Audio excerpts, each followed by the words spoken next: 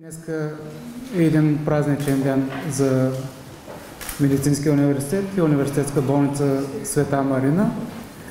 Преди малко имахме възможност да представим на министър Андреева етапа, в който се намира строителството на онкологичния и лъчетерапевтичен център. Разказахме за проектите, които разработват съвместно Медицинския университет и Университетската болница, проектите за доставка на трети линейен ускорител с възможности за радиохирургия, проекта, който болницата спечели по оперативна програма конкурентоспособност, за дигитализация на патоанатомията, нещо, което е изключително важно. Споделихме, че е приключен ремонта и реконструкцията на Центъра по клинична патология и на Центъра по съдебна медицина, за предстоящата доставка на робот за разтваряне на цитостатици, който ще позволи да се оптимизира максимално и лечението, и разходите за онкология. Проекта, който Медицинския университет разработва съвместно с болницата за изграждане на Център за костно-мозъчна трансплантация. И всички тези неща са част от дългосрочната стратегия на университета и на болницата, която е в унисон с стратегията, която води доктор Андреева, за това да престане порочната практика парите на бедния българин да изтичат в чужбина. Да плащаме огромни суми и бедният български пациент да търси варианти за лечение в чужбина. Затова касата да се държи като мащика към българските болници, а да плаща на 100% това, което фактурират болниците в Европейския съюз.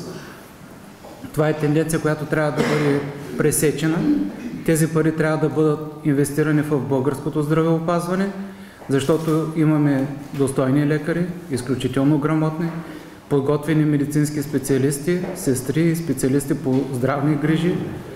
И ако тези средства бъдат инвестирани в българското здравеопазване, това ще позволи да се подобри базата и да стане съизмерима с водещите европейски клиники и хората, които работят в българските болници, да получават достойно възнаграждение, такова каквото наистина заслужават.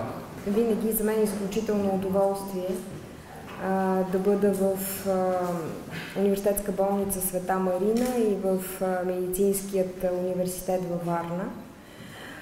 Не веднъж съм казвала, че независимо от всичко, което се случва в така наречената система и в сектора здравеопазване, тази болница и това учебно заведение показва, че независимо от условията в страната ни, може да се прави съвременна медицина, със съвременно оборудване, с изключително добре подготвени специалисти. Може да се развива дейност в пълен обем, която да бъде полезна за пациентите, разбира се, защото медицината не е някаква самоцел. Всичко, което се прави в нея, от ресърча до практическото приложение, е насочено с една единствена цел – подобряване на здравето и удължаване на живота на пациентите ни. Моята лична убеденост, и това си говорихме преди малко и с професор Иванов, с професор Георгиева, че за да постигнем един добър краен резултат, трябва всички участници да са заедно. Пациенти, лекари, каса, представителите на съсловните организации. Защото всяка битка е много тежка. Битка за финансов ресурс, битка за място, за признаване на сектора на здравеопазването и като национален приоритет. Мястото, което по отношение на Европейската комисия трябва да завоюваме, за да може за сектор здравеопазване да бъде отделен по-голям ресурс. Всъщност тук ще спомена, че за първи път